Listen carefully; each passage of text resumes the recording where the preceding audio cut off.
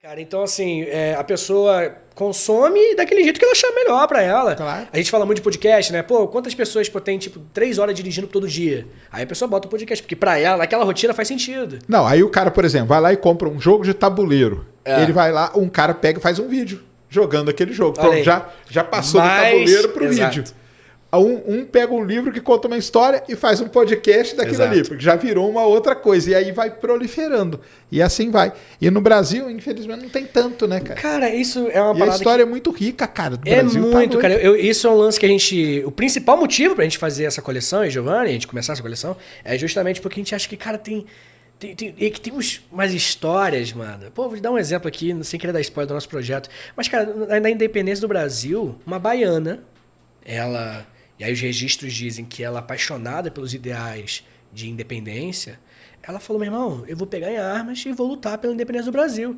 E aí, pô, mas mulher não pode lutar no exército, né? Aí ela fala, então eu vou cortar meu cabelo e vou fingir falar que sou homem. eu vou falar que eu sou soldado Medeiros. E ela foi pra guerra. E durante a guerra, isso é muito curioso, essa história. Maria Quitéria é o nome dessa baiana. É muito curiosa essa história, porque quando ela entra... Se eu não me engano, é Batalhão dos Canarinhos, o nome do batalhão dela, posso estar errado. Mas quando ela entra na independência, na luta, começa ali e tudo mais, e aí os registros que a gente tem normais. Só que no meio das lutas, das batalhas de independência, que teve guerra de independência no Brasil, a independência nossa não foi pacífica como normalmente se pensa. No meio dela, a gente tem, no meio desse conflito, dessa guerra de independência, a gente tem os registros dos superiores militares pedindo um saião. Ou seja... No meio do conflito descobriram que era uma mulher. Eita lá. E aí você pensa, putz, então ferrou pra mulher. Pega um saião, pega não sei... E continuou, só pediu. A Maria Quitéria foi descoberta e continua aí que tu é importante. E ela continuou na guerra. Pegou uma moral ali. Ela ganhou a moral. O pai dela ficou muito revoltado com ela. Ela fugiu, enfim. Mas o Dom Pedro II escreveu uma carta elogiando ela pela bravura. Caramba. Olha que história incrível, cara. Que não é conhecida, né? Pouquíssimo conhecido, tá ligado? Olha quanta coisa. Não teria um jogo de tabuleiro contando essa história. Eu jogaria muito. Não teria um filme irado? Muito. A gente pode pegar essas coisas, a gente pode fazer isso. Sérgio, você trabalha com educação assim como eu, cara. A gente sabe que talvez a parte mais difícil seja gerar interesse. Claro, é. O conhecimento bruto, honestamente, pega um livro e lê. Tá aqui. Saca? Você lê um livro e pronto. Mas a parte que faz a gente lembrar dos nossos professores do ensino médio, do fundamental, é quando o professor chamou a atenção, né? Quando ele fez você ter interesse pelo conteúdo.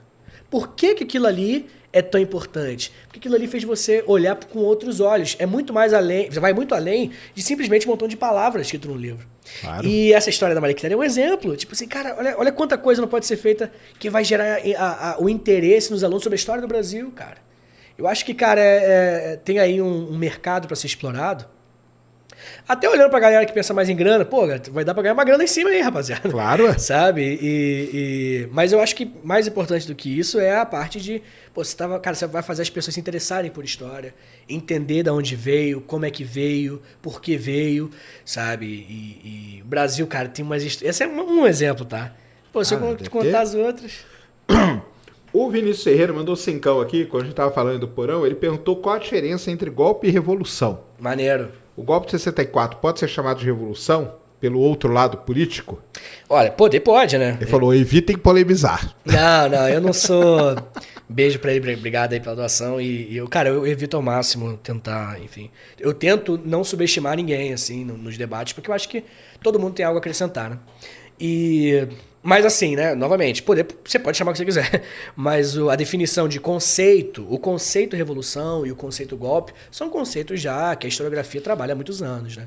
O golpe, ele é, na maioria esmagadora das vezes, um movimento que acontece dentro do próprio governo, que tira alguns membros do governo para colocar outros.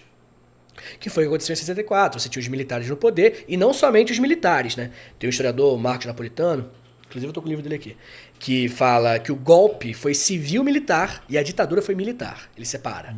Ou seja, ele quer dizer que o golpe teve participação civil. Certo. De vários aspectos, tanto no Congresso, nas ruas, né? Marcha com Deus Marcha da Liberdade com Deus pela... Enfim, eu esqueci o nome da marcha. Mas a marcha de centenas de milhares de pessoas na rua, enfim. Então, golpe tem essa definição. Revolução, você está falando, na maioria esmagadora das vezes, de movimentos que vêm fora do governo. Entendi. Pessoas que vêm para fazer uma mudança drástica. E assim, o que o golpe de 64 fez foi perseguir alguns grupos, né? Se não me engano, mais de 1.000 pessoas, o número eu posso estar equivocado, tá? Mais de 1.000 pessoas foram perseguidas logo nos primeiros anos pelo Castelo Branco, pelo primeiro presidente, e foram cassados de vários mandatos, e de senadores, de deputados, enfim. E que eram pessoas um pouco mais progressistas. Novamente, cara, não precisava pegar em armas. Se você fosse um cara que defendia a reforma agrária, isso já era suficiente. Só pela ideia você já ia, né? Isso. Muitas pessoas foram perseguidas, muitos militares foram perseguidos, enfim. Então, gente dentro do governo tomando o governo.